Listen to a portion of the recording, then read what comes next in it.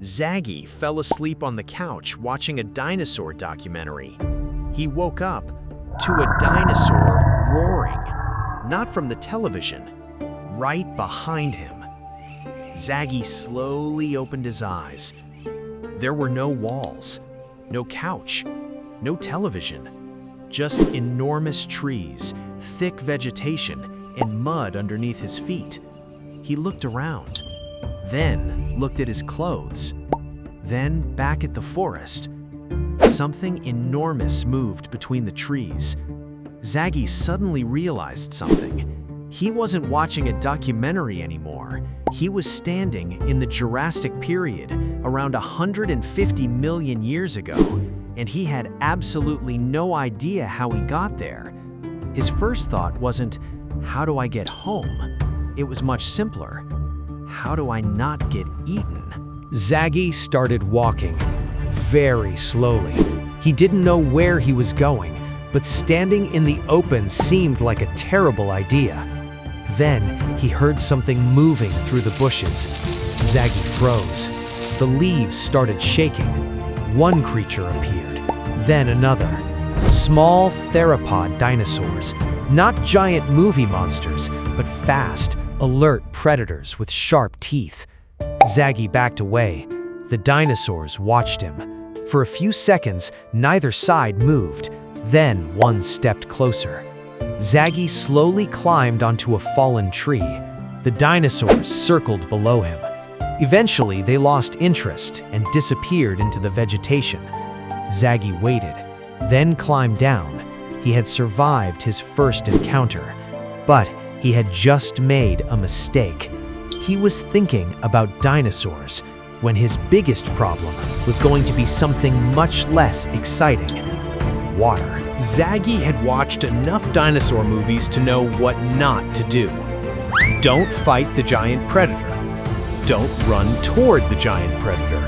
And definitely don't investigate the mysterious roaring sound. But none of that solved his biggest problem. He needed water.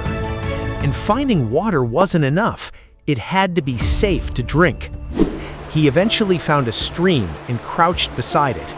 The water looked clear, but Zaggy had no idea what microorganisms were living inside it. He had no filter, no purification tablets, no idea which plants were edible, and no idea which animals were dangerous. This is the part movies usually skip. If a modern human were suddenly dropped into the Jurassic, dinosaurs wouldn't be the only problem. They'd be one problem among many: dehydration, injury, infection, unsafe food, and simply not knowing how this ecosystem works. Zaggy wasn't adapted to this world. He was a tourist who had somehow arrived without a return ticket. And there's another problem. Zaggy keeps expecting to see a T-Rex, but he never does, because T-Rex wasn't alive yet. The Jurassic ended around 145 million years ago. T-Rex lived tens of millions of years later, during the late Cretaceous. So Zaggy's knowledge of dinosaurs is already becoming useless. The animals around him are different, the plants are different, the landscapes are different, and even the atmosphere wasn't necessarily identical to modern Earth. The Jurassic climate was generally much warmer, with no permanent polar ice sheets like the ones we're familiar with today. This wasn't a modern forest with dinosaurs dropped into it. It was an entirely different ecosystem, and Zaggy had no survival manual for it.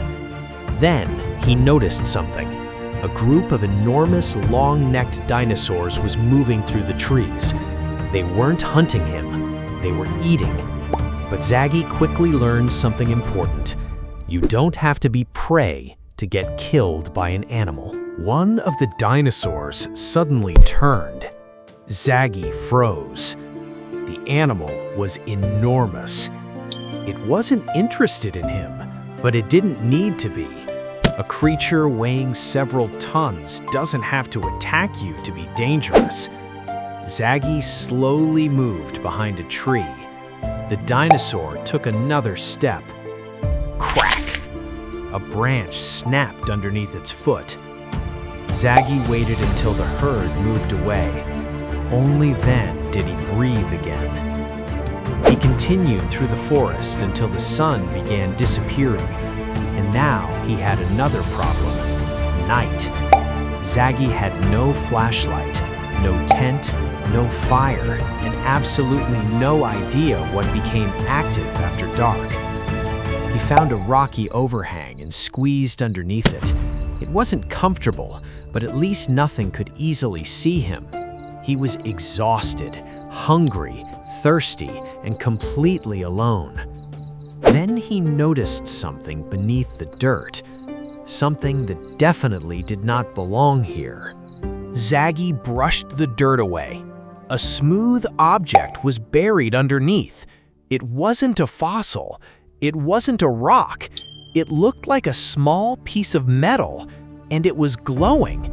Zaggy stared at it. Then he remembered something. Right before he woke up in the Jurassic, his television had shown a strange flash of light. Could this be connected? He picked it up. The object immediately started vibrating. The air around him shimmered. Zaggy stepped backward. The entire cave began glowing. Then he heard something outside. A low, deep roar. Something enormous was approaching. The ground started shaking. Zaggy looked toward the cave entrance. A massive shadow moved across it. He didn't wait to find out what it was. He squeezed the glowing object as hard as he could. The world disappeared. Zaggy opened his eyes. He was lying on his couch. The television was still playing the dinosaur documentary. He sat up, looked around. His room was completely normal. His phone was still on the table. His shoes were beside the couch. Everything looked exactly the way he'd left it. Zaggy checked the time. Only a few seconds had passed. He laughed. Maybe it had all been a dream. Then he noticed mud on his feet. Zaggy stopped laughing. He slowly looked at the floor. There were 3 strange footprints in the mud. None of them belonged to him.